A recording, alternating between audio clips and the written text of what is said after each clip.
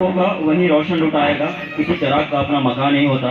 इन चंद बातों के साथ मैं प्रोग्राम को आगे बढ़ाते हुए जनाब इंजीनियर मुकीमुर रहमान साहब को माइक दे रहा हूँ। कुछ अहम बातें आप रखें इस इदारे के तहत लिहाज से, और जो हालात है यहाँ का, बहुत अफसोस वाली बात है कि जिस स्कूल ने इतने कुछ दिए हों, जिस स्कूल ने पूरे इलाके को सींचा हो, जो स्कूल हर अपने इलाके में एजुकेशनल इंस्टीट्यूट का जड़ हो, उस स्कूल की हालत बहुत अफसोसजनक बात है, बहुत शर्मनाक बात भी है। और हम लोगों के लिए कहीं ना कहीं हमारी कौम के लिए एक अच्छी बात नहीं है। जो होना चाहिए वो बिल्कुल नहीं है।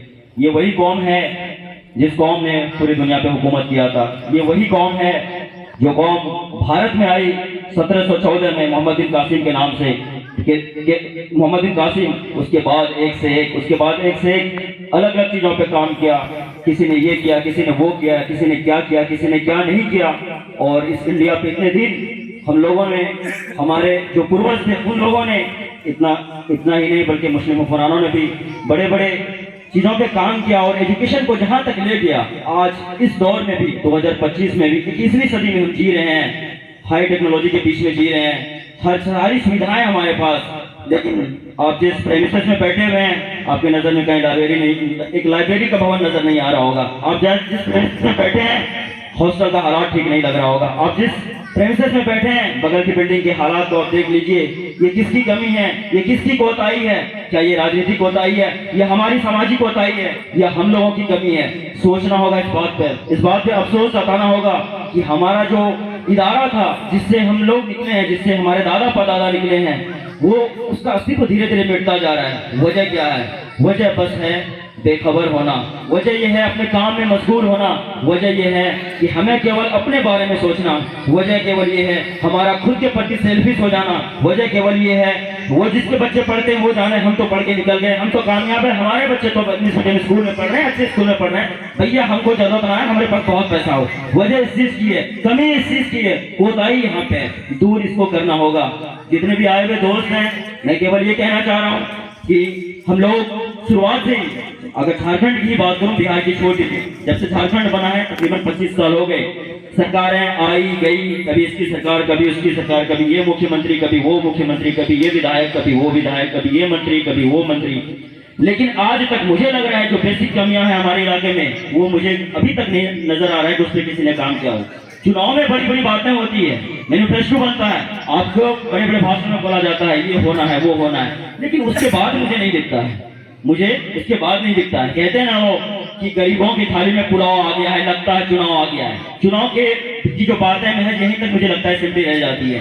कहीं ना कहीं अफसोस करने वाली बात है, हम लोगों को भी सोचने वाली बात है कि आखिर हम जिसको चुनते हैं फिर वही हमें क्यों ढूंढते हैं, वो हमारी बात क्यों नहीं सुनते हैं?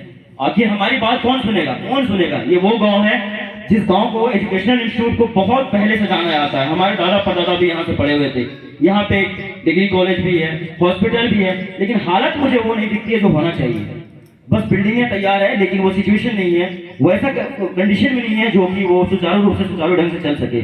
इस पे कहीं ना कहीं सोचने वाली बात है, इस पे थोड़ी सी इस पे काम करने वाली बात है। और जो भी पढ़े लिखे हैं, यहाँ भी आए हुए हैं, मिलजुल कर एक जो भी है इस पे काम करके इसको आगे बढ़ाने की जरूरत है और मांग करने की जरूरत है, या अपने निजी तौर पे कुछ पैसे को कलेक्ट करके कुछ हेल्प करने की जरूरत है जहां तक मुमकिन हो पाता है। अब तमाम लोग जानते ही हैं क्या बेहतर होगा इसके लिए। कुछ चंद बातें रखें आप यहाँ के दायरे के मुताबिक कि क्या ऐसा किया जा सकता है कि इसको और बेहतर बनाया जा सके, यहाँ के हॉस्टल फिर से चालू हो सके, ज़्यादा से ज़्यादा स्टूडेंट्स यहाँ पर रह सके, यहाँ पे एक लाइब्रेरी हो, अच्छी खासी 400-500 बेड की लाइब्रेरी हो, सीट्स की लाइब्रेरी हो, स्टूडेंट्स ज़्यादा से ज़्यादा यहाँ पढ़ सकें। वो हर चीज़ें अभी आप देखते हैं, कभी NEP की बात होती है, कभी RT की बात होती है, कभी NCF की बात होती है, लेकिन वो चीज़ कहीं ग्राउंड लेवल पे वो दिखता नहीं है। वो चीज़ें आखिर कब उतरेंगी और इतने बड़े इदारे में कब उतरेंगी? अफसोस वाली बात है, कितने बड़े इदारे में कब उतरेंगी? तो बात को आगे करते हुए मैं माइक दे रहा हूँ इंजीनियर मुकीमुर रहमान साहब को। आप कुछ बातों को रखिए। अस्सलाम वालेकुम। मेरा नाम मोहम्मद मुकीमुर रहमान है। मेरा घर सरोतिया हुआ और सरोतिया का स्कूल 96-97 तक, मैं थोड़ा सा बैकग्राउंड से आता हूँ पीछे से, 96-97 तक बहुत ही बेहतरीन चल रहा था। आप लोगों को पता होगा सरोतिया हाई स्कूल का नाम था हर जगह। लेकिन एक दुर्भाग्यपूर्ण से एक मतलब कहा जाए कि जिस तरह से उस समय शासनकाल स्टार्ट हुआ 96-97 में अचानक से दो तब्दीली आई। एक, सबसे पहले इंग्लिश को हटा दिया गया कि इंग्लिश में पास करना कोई ज़रूरी नहीं है, और दूसरा ये हुआ कि हर टीचर को, जितने भी टीचर थे इलाके में, उसको यहाँ से हटा के दूसरा स्टेट भेज दिया गया। स्टेट चेंज करना, स्टेट ट्रांसफर, ये 96-97 में हुआ था। ये लालू जी के टाइम पे किया गया था, और उसका असर ये हुआ कि दूसरे जगह से आए हर जगह टीचर। सरोतिया हाई स्कूल में साहबगंज के टीचर आए जो कि वहाँ पे टिक नहीं पाए, वो 3-4 महीने के अंदर सब ट्रांसफर करके भाग गए। वो बुरा स्थिति हुआ। उस टाइम पे सिर्फ यही एक ऐसा जगह बचा हुआ था जिसका नाम है परसा हाई स्कूल, और यही एक ऑप्शन था, और बाकी सारे जगह का स्थिति खराब हो चुका था उस समय। तो 97 में मेरा एंट्री हुआ था यहाँ पे परसा स्कूल में। मेरा 2000 में मेरा कंप्लीट हुआ था 10th यहाँ से, और इसके बाद यहाँ से निकला। लेकिन यहाँ पे दोनों चीज़ मिला, एक तो टीचर बहुत अच्छे थे, और दूसरी बात ये कि जो इंग्लिश हटा दिया गया था, जो नहीं पढ़ते थे, लेकिन यहाँ पे आके इंग्लिश की पढ़ाई इतनी अच्छी हुई। और हमारे जनाब हाफिज साहब जो कि इंग्लिश उस समय पढ़ाते थे, वो बोलते थे बेटा इंग्लिश तो हटा दिया, लेकिन हमको याद करोगे अगर नहीं पढ़ोगे तो। लेकिन उन्हीं का देन था, और उन्होंने जो इंग्लिश हम लोगों को पढ़ाया, उसका जो असर हुआ, जब हैदराबाद में गया बीटेक करने के लिए JNTU यूनिवर्सिटी में, वहां जाके पता चला कि सारे पेपर इंग्लिश में आए। अगर नहीं पढ़े होते तो क्या हसर होता और क्या हाल होता। और उन्हीं का ये देन था कि बहुत अच्छे तरीके से बीटेक कंप्लीट हुआ।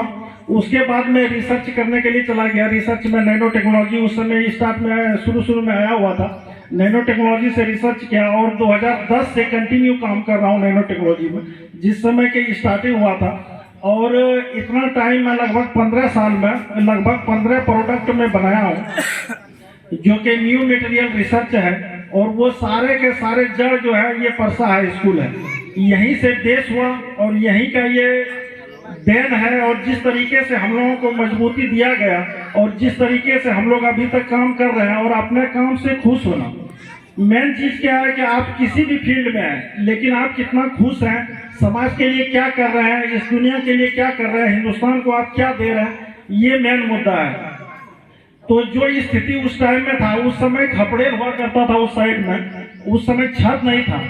एक घटना याद है हमको, एक छोटी सी 2 मिनट का है कि रात में हम लोग सोए हुए थे, दिन में कुछ बंदर वगैरह, वो हनुमान वगैरह पूरा आता था उस समय, तो खपड़ा को पूरा उठा दिया था। रात में हम लोग सोए हुए थे, अचानक से जब बारिश होने लगी तो पानी हम लोगों के छत पे आ रहा था। 12 से 1 बजे के बीच में हम लोग चढ़ के खपड़े ठीक किए थे और पढ़े थे। और लेफ्ट में पढ़ते थे, उस समय लाइट का व्यवस्था नहीं था।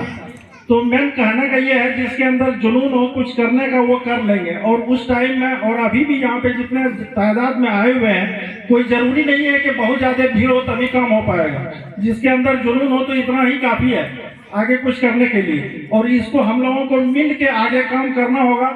जिस तरीके से हालात, और इसमें तो एक ऑप्शन है, बहुत सारे स्कूल में है कि वहाँ पे टीचर सरकार देंगे या और भी कोई व्यवस्था होगा तब वहाँ पे चलेगा, लेकिन यहाँ पे तो एक ऑप्शन है ना भाई कि हम लोग खुद कर सकते हैं। तो इससे अच्छा बेहतरीन मौका, और इसको हम लोग हाथ जाने दे रहे हैं, जो कि हमारे हाथ में है। बहुत सारे स्कूल में क्या, सारे स्कूल का यही हाल है कि वहाँ जब तक टीचर नहीं आएंगे, सरकार नहीं चाहेंगे तो कुछ नहीं होगा। लेकिन यहाँ पे तो वो मसला नहीं है। अगर यहाँ पे हम लोग नहीं करते हैं ऐसा, और परसा स्कूल को टॉप लेवल का स्कूल नहीं बनाते हैं, ये सिचुएशन में भी जहाँ के सारे जगह का हालात खराब हो चुका है, और हम लोग अगर इस समय भी इकट्ठे नहीं होते हैं, एकजुट नहीं होते हैं, तो ये हम लोगों के लिए मतलब बदकिस्मती कहा जाए। और आने वाले भविष्य और जनरेशन का क्या हाल होगा। और जिस तरीके से एजुकेशन को गिराया जा रहा है कि पास होने के लिए क्वालिटी की अब जरूरत नहीं है। सीधा कहा गया है कि किसी को 10th में फेल नहीं करना, इंटर में फेल नहीं करना, उतना डिग्री में नहीं जाऊंगा, लेकिन आप उसके क्वालिटी को देखें। और इधर 10 साल के अंदर जो हम लोग जो चल रहे हैं, जो माहौल हम लोगों को नहीं मिल रहा है, मोटिवेटर नहीं मिल रहा है, जो सब हम लोग 1 साल में चल रहा है, हम लोग पूरा भेड़ चाल में चल रहा है अगर कहा जाए तो। वो इसलिए कि हम लोग सब टीचर के पीछे भाग रहे हैं। चलिए ठीक है, टीचर बनना बहुत अच्छी बात है, जो कर रहे हैं बहुत अच्छा कर रहे हैं, लेकिन अगर अभी वैकेंसी निकाल दिया जाए पूरी तरीके से, सारे स्कूल को भर दिया जाए, तो कम से कम 20 साल के बाद, 25 साल के बाद फिर वो सीट खाली होगा। उतना दिन तक बच्चे क्या करेंगे? अगर सारे स्कूल को भर भी दिया जाए, अभी तो लग रहा है कि वैकेंसी नहीं आ रहा है, चलिए भाई बहुत बुरा हाल है, लेकिन अगर आ भी जाए तो उसके बाद 25 साल क्या करेंगे? उसका रीजन ये है कि हम लोग अलग अलग फील्ड में काम नहीं कर रहे हैं। कोई रिसर्च के बारे में नहीं सोच रहा है, कोई साइंटिस्ट के बारे में नहीं सोच रहा है, कोई इंजीनियर, कोई अच्छे डॉक्टर के बारे में नहीं सोच रहा है। ये इधर 10 सालों का लगभग एजुकेशन ऐसा है कि सारे लोग टीचर के पीछे भाग रहे हैं। उसका रीजन ये है कि उसको मोटिवेट करने वाला, उसको वहां तक समझाने वाला, आगे क्या क्या स्कोप है उसको बताने के लिए कोई नहीं है। जिस समय हम लोगों के टीचर यहाँ पे थे वो हर चीज बताते थे। और दूसरी बात ये कि यहाँ पे दीनदारी भी उतनी थी। हम लोगों के टाइम में, मगरिब के टाइम में, नमाज के टाइम में ये अटेंडेंस बनता था, कितने लोग नमाज पढ़ने के लिए गए, कितने लोग नहीं गए। सबसे अच्छा इंजीनियर वही है कि वो दीनदार इंजीनियर हो, सबसे अच्छा डॉक्टर वही है कि वो दीनदार डॉक्टर हो, सबसे अच्छा साइंटिस्ट वही है कि वो दीनदार साइंटिस्ट हो। अगर आपके अंदर दीन नहीं है तो कोई एजुकेशन, कोई काम का नहीं। जब तक आपके अंदर दीन नहीं आएगी तो वो आती है इदारे से, वो आती है वहाँ के माहौल से। जब तक आपको अच्छा माहौल नहीं मिलेगा तब तक आपका कुछ नहीं हो सकता। सिर्फ पढ़ने से और वन साइडेड रहने से कुछ नहीं। बच्चों को हर फील्ड में भेजना चाहिए और हर फील्ड का सोच होना चाहिए कि बच्चे को हम ऐसा तैयार करें कि वो हर तरीके के बारे में सोचें। आइए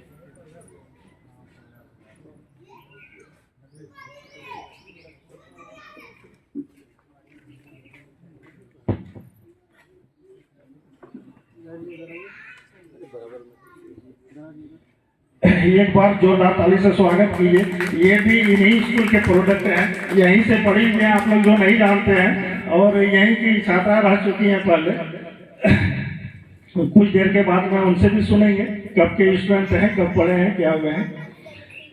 फिलहाल कहने का मतलब ये है कि अगर हम लोगों के पास कुछ ऑप्शन है और ये ऑप्शन बेहतरीन तरीके से है कि हम लोग इसको अच्छा कर सकते हैं। बाकी रहा कि जो फुल्ली तरीके से सरकारी स्कूल का है उसके बारे में तो हम लोग नहीं कर सकते हैं, लेकिन यहाँ पे कर सकते हैं। तो इसके बारे में हम लोगों को सोचना है और टीम के बारे में सोचना है कि जो कमेटी है उसमें कौन कौन लोग हैं, वो आगे काम क्यों नहीं कर रही है, उसके बारे में हम लोगों को जानकारी होनी चाहिए। और अगर उसको कुछ दिक्कत है तो हम लोग उसका सपोर्ट करें कि क्यों दिक्कत हो रही है, कहाँ पे दिक्कत हो रही है। जब तक बात पब्लिकली नहीं आएगी, जब तक 50 लोग नहीं जानेंगे तो कैसे पता चलेगा कि आगे क्या दिक्कत है, कमेटी के अंदर क्या प्रॉब्लम है, किस तरीके से परेशानी आ रही है, उसको हम लोगों को मिल के ठीक करना होगा।